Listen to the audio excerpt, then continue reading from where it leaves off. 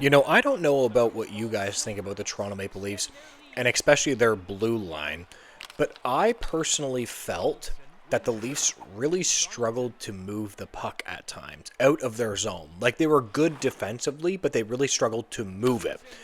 And I was thinking to myself, how could they solve that?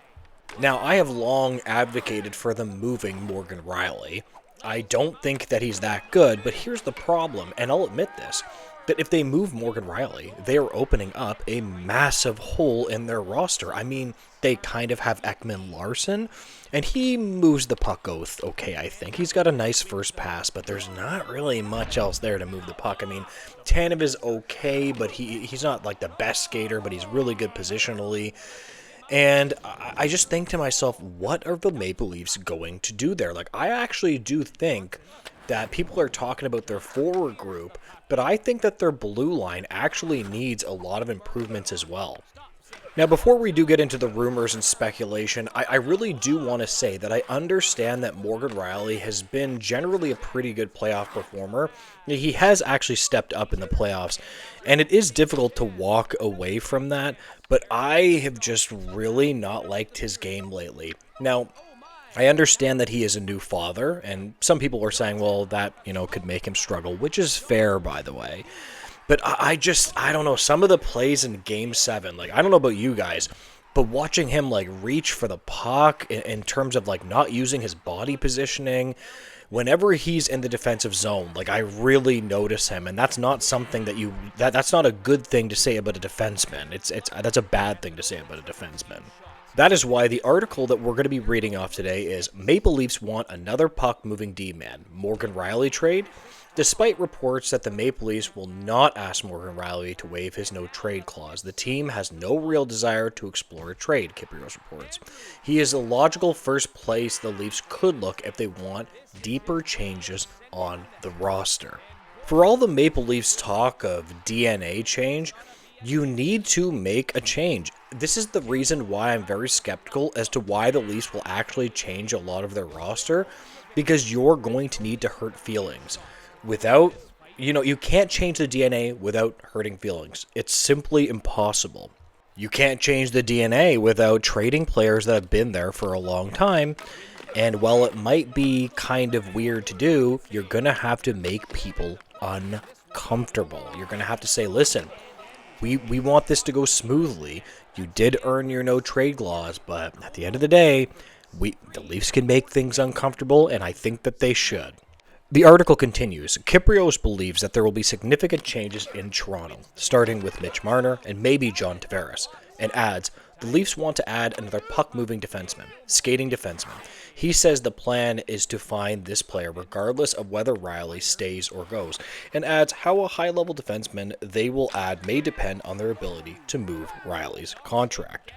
I'm fine with this all around. I think that they need to improve their puck moving, and I suppose I understand the people that might disagree with me on this could say, well, if you keep Riley and you add another puck moving defenseman in, I understand that technically they would be a better puck moving team. I just really think that Riley struggles. I mean, God, I hope they prove me wrong if he stays, that he is excellent. But that contract in terms of 7.5, even with the salary cap around the NHL going up, that is a contract that just really, really worries me personally. Now, this is a player that did score 41 points in about 82 games. And you look at that and you say, okay, that's fine. Me personally, if I have an offensive defenseman that is getting paid 7.5, I want a 60-point guy. Like I want a guy that's close to a point per game. There are tons of defensemen that can score. Like look at Evan Bouchard or guys like that. You got to score more than that. Especially if you tend to be a defensive liability. Like for example, you can deal with a defensive liability defenseman if he puts up enough points, right? But is he putting up enough points? Probably not. The article continues. The Annalist argues that the Leafs at some point will toy with the idea of trading Riley. His contract has 5 more years at $7.5 million AAV remaining. Kiprios admits that Riley would have to agree to waive his no-trade clause, and then notes, I'd start with a hometown team like the Vancouver Canucks. And that is a completely fair point, might I add. If you can manage to trade him to a team that he might actually not mind going to, it makes it easier. Now, to be fair, you're going to have to also convince the Vancouver Canucks, but perhaps they might be losing Quinn Hughes lately. It might not actually be that hard. Now, I'm not saying that the Vancouver Canucks are going to lose Quinn Hughes. I hope that Quinn Hughes actually does stay in Vancouver. He's a heck and a hell of a defenseman, and he's certainly better than Morgan Rielly, obviously. But that would soften the blow, if you understand what I mean. Now, if Morgan Rielly does end up staying, perhaps Mitch Marner leaving could almost reignite the offense-first defenseman.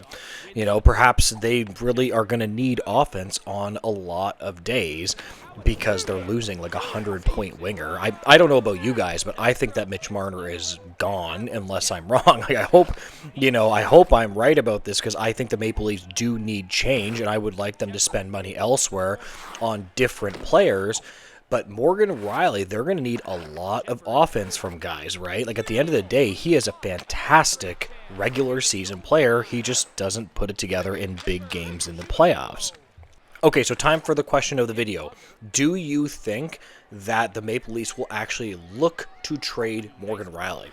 Honestly, I think that the Leafs are a little bit of a soft organization. I think that they never want to hurt any feelings, that they put their kid gloves on with every player. And I understand that you want to treat players with respect, and I do agree and understand that. But at the end of the day, you just kind of got to make a big move at some point. Like, again, if you want to change the DNA, you have to show Leafs fans that you actually want to go ahead and do that, because talk is cheap. We've seen talk, right? We've seen the DNA quote. We've seen the talk, and I think that Leaf fans deserve a lot better than that. Anyways, I am going to leave this video here. If you can make sure to like, comment, and subscribe, I would greatly appreciate that, guys, and make sure to have a great day. Goodbye, guys.